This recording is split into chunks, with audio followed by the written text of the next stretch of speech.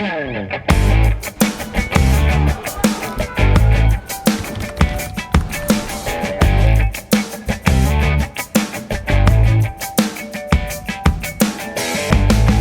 programa de hoje, vamos conversar com o prefeito de Lagoa Nova, que agora é presidente da FEMURNE, Federação dos Municípios do Rio Grande do Norte, conosco, Luciano Santos. Olá, Robson. Olá a todos que estão nos vendo agora.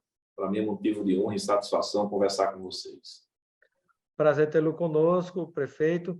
Eu inicio a nossa entrevista pedindo que você comente, né, esses momentos de articulação que levaram à eleição como presidente da Federação dos Municípios do Rio Grande do Norte.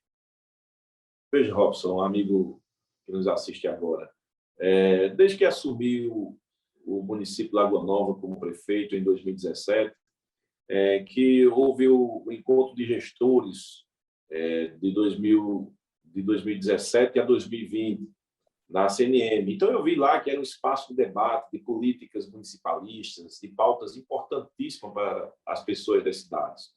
Então, isso me deu uma atenção grande, porque eu passei a conviver o dia a dia dos atos municipalistas, quer seja via Confederação Nacional dos Municípios ou pela Federação dos Municípios, e também na ANSO, em Currais Novos, a Associação dos Municípios de Seridó. Então, isso os prefeitos acreditam que foi esse o motivo pelo qual os prefeitos viram na minha imagem, na minha pessoa, aquele que poderia estar à frente de uma entidade com uma responsabilidade tão imensa, porque nós estamos falando aqui de Natal, do município de Natal, e estamos falando do município de Viçosa, ou seja, de um lado nós temos o município que tem mais habitantes do Rio Grande do Norte e do outro lado o menor município do Rio Grande do Norte. Então, eu acredito que tenha sido nesse diálogo, demonstrando o meu interesse, a minha vontade de estar nessas pautas políticas que são suprapartidárias e que visam o interesse das pessoas que moram nos municípios, todos nós, que somos residentes dos municípios. Então, com esse diálogo, conversando, convergindo com diferentes pessoas dos partidos, penso eu que alcançamos aí esse consenso para as eleições da Federação dos Municípios para o biênio 2023-2024. Perfeito. E eu gostaria de saber do prefeito Luciano Santos, como presidente da FEMURNE, Federação dos Municípios do Estado do Rio Grande do Norte, o que é que você destaca como 3 pontos principais que vão conduzir a sua atuação à frente da instituição? Olha, Robson, nós estamos começando o ano atípico, né? Isso para a vida política do Rio Grande do Norte, como também na questão nacional. Vamos lá, o primeiro ponto que eu entendo que seja crucial, até porque ele já está começando o ano com esse grande problema. Nós saímos de uma política que foi muito acirrada, né? Uma eleição federal acirrada, especialmente na questão presidencial, onde a diferença de um candidato para outro foi aquela, né, a diferença que a gente considera apertada. Isso tensionou os anseios políticos das pessoas, pró-esquerda, pró-direita, o centro ali meio que sem saber para onde se caminhar. Então, o que acontece com isso? Nós chegamos, nesse momento, estava sendo feito um censo onde o IBGE iria contar a população de cada cidade. O que é que aconteceu? Nós entendo que foi nesse formato isso que aconteceu. As pessoas também ficaram duvidosas. E como é que esse censo, o que seria a finalidade disso? Então, não houve a publicidade adequada por parte de nós que estamos nos municípios, e deveríamos investir mais nesse momento do censo, e também na imprensa, porque a imprensa estava ocupada com um momento político acirrado. Então, era notícia para cá, notícia para lá, da política, e não de um momento que era principal para as pessoas nas cidades, que era o censo do IBGE, onde se definiria as políticas da saúde básica, as políticas da educação básica, de infraestrutura, da questão de recursos, da divisão do bolo orçamento, do bolo financeiro da União, dos estados, né? Na questão do FPM, que é o Fundo de Participação dos Municípios, do próprio ICMS. Enfim, nós deixamos passar por aquele momento que estava tão atormentado, tão turbulento, e nós nos esquecemos desse ponto crucial. E o que acontece? Quando passou toda a turbulência, toda a tormenta, naquele sentido que eu volto a repetir, nos deparamos com os resultados do IBGE, que foram inadequados, que foram inapropriados, que foram mal solucionados ou mal resolutivos na forma de agir e conduzir. Então, eu acho que esse é o principal, urgente e emergente. 27 municípios do Rio Grande do Norte perceberam que sua população era menor e que iriam perder a sua principal receita. Municípios importantes, Pau dos Ferros, Currais Novos, Nova Cruz, e outros municípios que têm uma importância também no seu entorno. São municípios que atendem não só sua população, como também populações dos municípios vizinhos. E aí, vamos agora todo mundo correr para apagar esse fogo, né? Então, como se fôssemos bombeiros. Então, eu acho que essa política... O problema sério realmente é uma preocupação importante, né? Porque o próprio censo, né, recebeu, inclusive, boicote, né, muito firme do governo federal anterior, do presidente Bolsonaro, né, que adiou por algumas vezes. Houve um ano que passou-se por uma dificuldade em relação à questão da Covid, da dificuldade de você poder visitar casas, mas houve deliberadamente, né, de uma maneira muito determinante, uma interferência forte do governo federal, cortando verbas para a realização de um censo com mais qualidade e também adiando, empurrando para frente. O IBGE passou por muitas mudanças de diretoria e tudo isso, né, gerando para uma parte de sua horda de seguidores uma má vontade para com o censo, para responder o censo, para receber as pessoas em casa. E aí você tem possivelmente um reflexo disso em alguns resultados que nós temos, né? E agora alguns prefeitos, né, que tiveram redução de população detectada pelo censo, pode conduzir com a verdade ou pode precisar de algum ajuste, e isso implica na perda de recursos, né?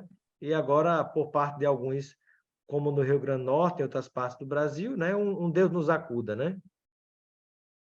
Pois é, aí corre-se para a justiça, o judiciário, de um lado, entende que os municípios têm razão, porque a Lei 165 de 2019 que garantiu para os municípios que só se mexeria na tabela do FPM após a conclusão desse censo. O Tribunal de Contas, junto com o IBGE, executou no formato e enviou uma planilha para a Secretaria de Tesouro Nacional, como se o censo tivesse concluído, não observando essa lei que eu acabei de citar, a Lei 165 de 2019, especificamente do seu parágrafo 3º, lá do artigo 3º. E aí, o que acontece? Esse grande problema para as pessoas da cidade, porque essa falta de recursos está afetando diretamente na saúde básica.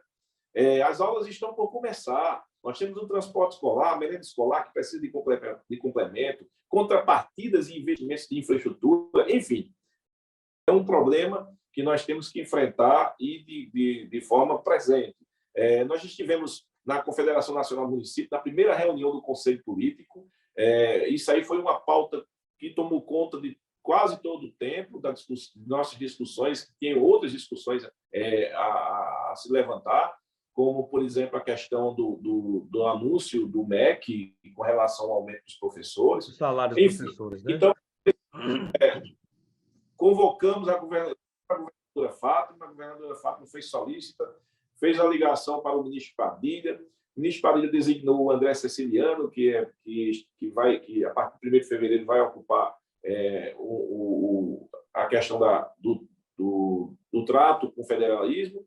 E esse André Feliciano, junto com a equipe do governo federal, foi até o Tribunal de Contas para se inteirar dessa situação. Por quê? O Estado também vai perder recursos. A capital Natal, a capital vai perder recursos, porque a divisão do FPM com a capital é per capita. Enfim, é um problema que está acontecendo com o Brasil inteiro, e o governo federal, o Tribunal de Contas da União, o IBGE ainda não tem um presidente que foi nomeado pelo governo, porque o governo está chegando, né, o governo federal, e nós temos muitas coisas aí, muitas pautas, muitos diálogos acerca desse tema. Outro lado, nós estamos aí com um problema seríssimo, né? O MEC, apenas com a instrução normativa, sem força de lei, anuncia um aumento para os professores, cria uma celeuma nacional, Alguns municípios, lógico, que têm um poder econômico diferenciado, têm receita própria, esses aí podem dar esse aumento, podem dar mais aumento, e aí é uma questão discricionária do prefeito, do gestor, que deve ter um planejamento, mas tem a maioria dos municípios que depende, como eu disse no início, do fundo de participação dos municípios, apenas aquelas transferências voluntárias, transferências especiais do governo federal para aquela finalidade, e que mal dá para arcar com a folha de pagamento atual. Então, o que é que está acontecendo agora? Nós estamos aí por começar as aulas, certamente a classe de professores irão se mobilizar nesse sentido, e nós vamos ter aí, mais uma vez, depois da pandemia, a questão da educação básica, e eu espero que ela não seja de forma nenhuma parada, ou seja, a continuidade dos serviços seja perene, para que a gente tenha de volta a educação já tão sofrida no nosso país. Eu acredito muito que a classe de professores manterão a discussão e sabem da boa-fé dos prefeitos, acredito que eles acreditam nisso, e a gente vai conduzindo isso e da melhor forma possível nós iremos fazer. Volto a repetir, o MEC, aquele número que o MEC lança não é lei, aquilo não tem força normativa, é apenas uma instrução, é apenas uma indicação, e aí há muito diálogo em cima disso. Nós temos também que... Pois não? Prefeito Luciano Santos, né, como presidente da Federação dos Municípios do Rio Grande do Norte, você capta, né, esse sentimento dos demais colegas que são prefeitos em outras cidades. O aumento, né, o reajuste dos professores, de fato, é justo, é necessário. E para os municípios que têm uma dificuldade de cumprir com esse aumento, existe alguma perspectiva de conseguir algum recurso que seja suplementar ou complementar para o caixa de alguns municípios, né, que lhes dê condição de fazer o pagamento desses professores via Fundeb ou via alguma outra forma alguma outra fonte? A lei complementar, a emenda constitucional 128, que foi votada e promulgada no ano passado, ela visa isso. Se a União cria alguma nova despesa com relação a salários de classes, ela tem que dar um suporte financeiro para ajudar para que a finalidade seja alcançada. Então, a gente está esperando do governo federal essa ação. O governo está começando, os ministérios estão se montando. Então, a nossa frente municipalista vai nessa linha mesmo aí que você acaba de citar, que venha um recurso que possa garantir esse investimento para a sociedade, porque quando você fala em salário de professor, dentro desse é um componente de investimento para a sociedade. É um recurso que circula nos municípios, principalmente para os pequenos, que tem um peso muito importante, né? Prefeito Luciano Santos, nós sabemos que há uma determinação do presidente Lula de recuperar a boa relação, né, dentro do Pacto Federativo com os governadores dos estados, com os prefeitos municipais, com os presidentes dos demais poderes, e alguns passos já têm sido dados nesse sentido, né, trazendo para dentro do diálogo, para a articulação junto ao Palácio do Planalto, a articulação institucional. Já vimos reunião com os presidentes dos poderes executivo do legislativo e do judiciário. Observamos uma das primeiras reuniões com os governadores de estado, né? Infelizmente meio tumultuada, porque foi no calor daqueles ataques dos bolsonaristas terroristas aos três poderes. E eu lhe pergunto, há alguma sinalização de um encontro com os prefeitos do Brasil, ou se não com todos os prefeitos, porque são mais de 5.000, né? Mas se pelo menos com os prefeitos de capitais no primeiro momento, com os prefeitos que são líderes de associações, como é o seu caso, por exemplo? Olha, Robson, anualmente, a CNM ela tem a marcha dos prefeitos, que sempre é comemorada, ou é uma união, um momento em que todos os prefeitos do Brasil inteiro se unem e a confederação faz aí o anúncio de conquistas municipalistas durante o ano do exercício passado e as pautas para o exercício em curso.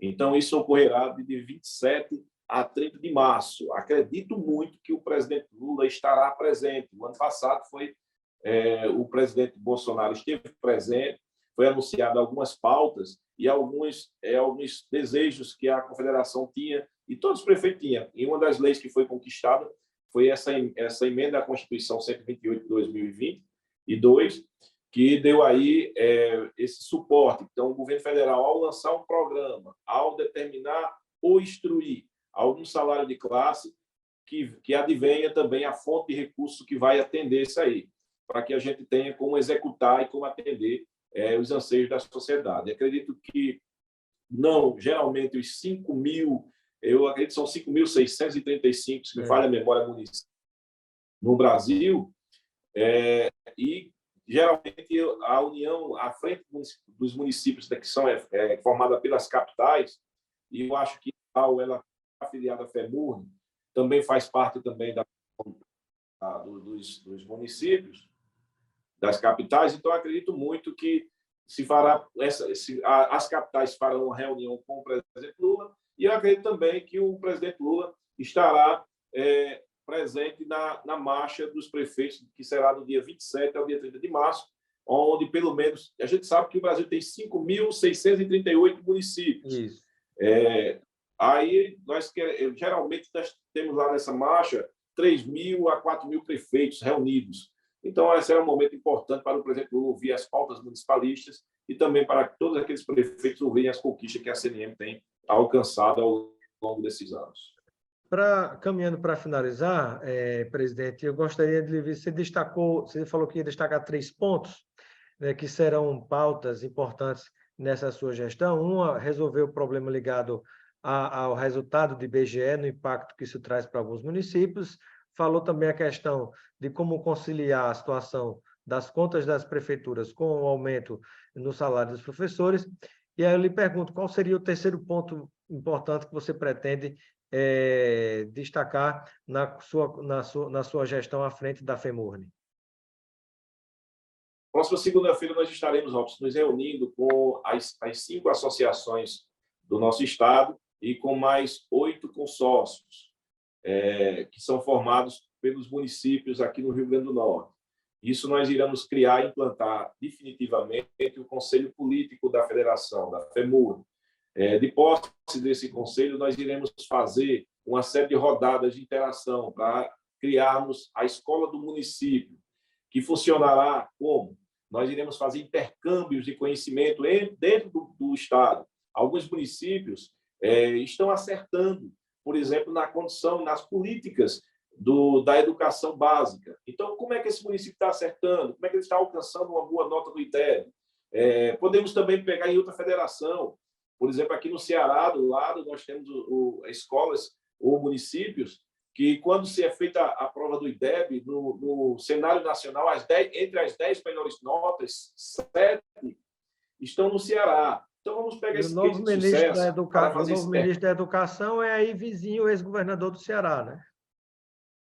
E conduziu com números interessantes na educação também do Ceará. Sem dúvida. Muito obrigado, Luciano Santos, prefeito da cidade de Lagoa Nova e presidente da Federação dos Municípios do Rio Grande do Norte. Seja sempre bem-vindo ao Espaço Cidadão.